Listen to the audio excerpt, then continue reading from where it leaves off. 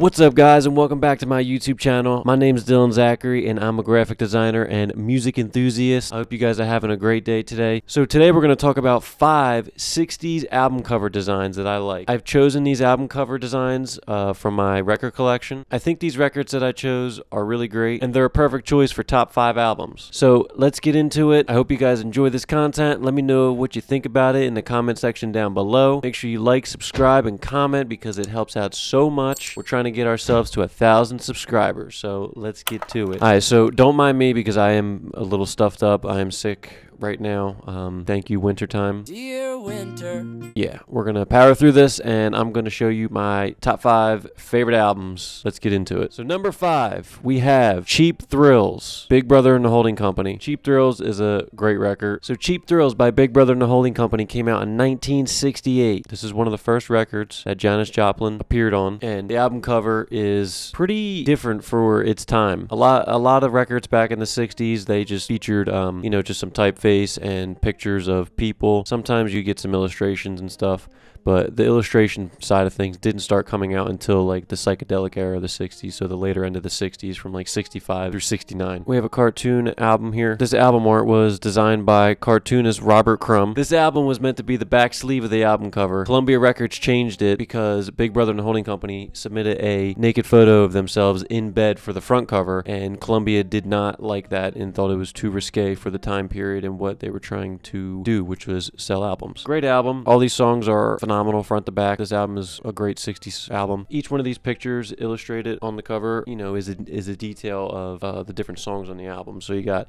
I Need a Man to Love, combination of you got Ball and Chain, Oh Sweet Mary. All of them are the song names on the album. So yeah, that's number 5 on our top 10 album cover designs of the 1960s. Number 4 for the top 60 album cover designs, we got Axe as Bold as Love by the Jimi Hendrix Experience. So this album is a beautiful piece. What is really odd about this album is that the album itself, like the design of it, is turned sideways. It's turned sideways. So you access the album, you pull out the vinyl like this, which is a very strange concept. So this album was painted by caricaturist Robert Law from England, and it was designed by multimedia designer David King. The picture is from Carl Ferris, and this album is one of those classic 60s records. Everybody knows it when you look at it. I have a t-shirt based on this album. It's just an awesome design. You got the orange and pink colors there. You got the circle design right there that's representing the sun with the band's name and then the album cover name. And you got Jimi Hendrix and then Noel Redding and Mitch Mitchell. And then you got this crazy trippy looking painting that encapsulates an album from 1967 from the Jimi Hendrix Experience. This is a great album. I would highly recommend listening to this album. It's one to have for the collection for sure. It's just a beautiful album. It's almost like an art piece, you know what I mean? You could put this in a frame and hang this on your wall and it would look great.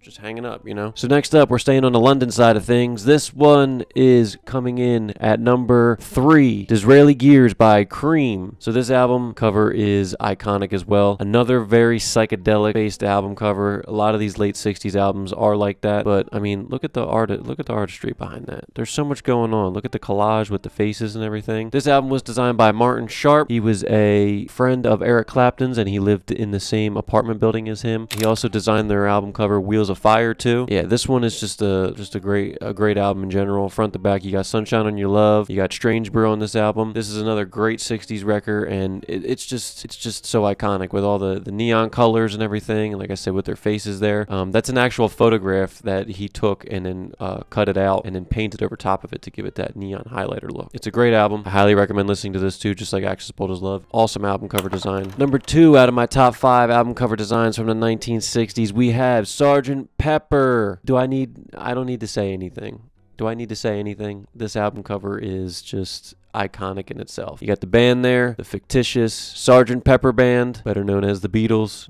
You got the bass drum there, which is iconic in itself. You got all these people in the background there, from Edgar Allan Poe to the current president of the United States at that time. This album came out in 1967. It was designed by Peter Blake and Jan Hayworth. Michael Cooper took the final design that you see on this album cover right here.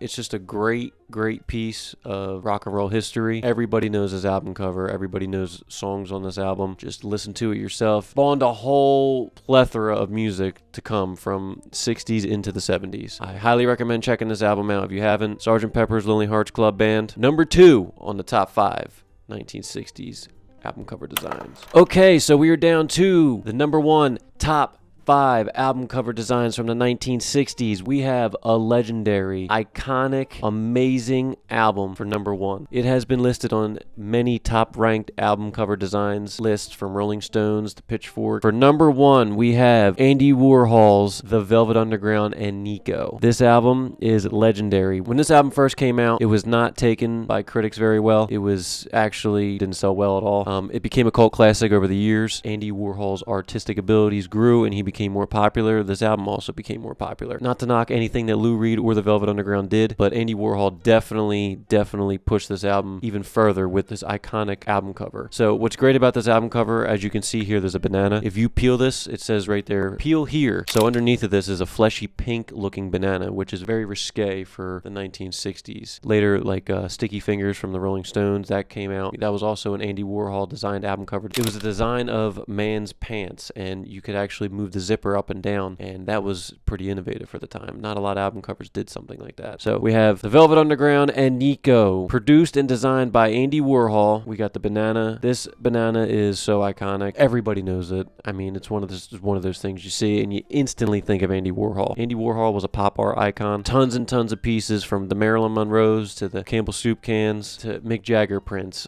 He did everything. This album is a great listen front to back. Sunday Morning on this album, one of my favorite songs from this. Heroin is also another great song on this one. Very psychedelic. We saw a lot of psychedelic album covers so far, but for this being such an underground New York City psychedelia record, the cover art doesn't really show that. So that's what's kind of cool about this one, because it's so subdued, if you will. I mean, it just has a banana on the front. I mean, this could be anything. This could be R&B, Motown. It could be anything. The Velvet Underground and Nico, produced by Andy Warhol and designed by Andy Warhol. He invested into this band, and like I said, it didn't do too well. I mean, they're a cult classic now, and this album is definitely worth a number 1 spot on this list. So there we go. Our number 1 spot, The Velvet Underground and Nico. So there you have it. Our top 5 1960s album cover designs. There's some honorable mentions I wanna talk about. So there's so many of them out there. I mean, you have James Brown albums, you have John Coltrane albums. There's so many of them, too many different albums to mention. A lot of them that aren't so based around like illustration and stuff. Just there's a lot of albums out there that are mainly based around layout and typography and just pictures and stuff like that. But I really wanted to talk about like the pinnacle iconic albums of the 60s that have album covers that you just instantly know and gravitate to when you think of the 60s. And that's what I think those albums are that I just shared with you guys. Like I said, some honorable mentions. We got Live Dead by the Grateful Dead, which is another illustrative, imaginative, psychedelic conundrum, if you will, of a record and album cover design. Really cool, really innovative for its time, and the music itself, really innovative for its time. You got Court of the Crimson King, which is another one, is just another great record for its time. Very progressive, and it's iconic in itself. And the screaming face is just, you see it, you instantly know it's King Crimson. And also we have Joni Mitchell's Clouds, which is it's a self-portrait that she designed herself, so that makes it special in its own right. I got some other Joni Mitchell designed albums that I want to talk about in the future, so that'll definitely be something to check out and look forward to in the future on my channel. But yeah, that's it. That is my top 5 album cover designs from the 1960s. My favorites, my personal opinion. If you guys like it, let me know what you guys think. Maybe you got some other albums that I might have missed or something. Let me know down in the comments. I'm interested to see what you guys think and what you have to say about it. Do you like my picks? Do you think I should have changed my picks? Who knows? I mean, it's all personal preference. Some things I might have not chose that you would have chose. Let me know what you guys think. Make sure you like, comment, and subscribe. It helps the channel so much. We're trying to grow this channel to 1,000 subscribers. It helps tremendously. If you guys like this content, let me know, because I want to make more of it. Maybe we'll do the 70s. Maybe we'll do the 80s or 90s. Maybe we'll even go back to the 40s and 50s. I dig some of that music too. We could talk about like some Franken stuff. Let me know what you guys think. I hope you guys have a wonderful day, and peace.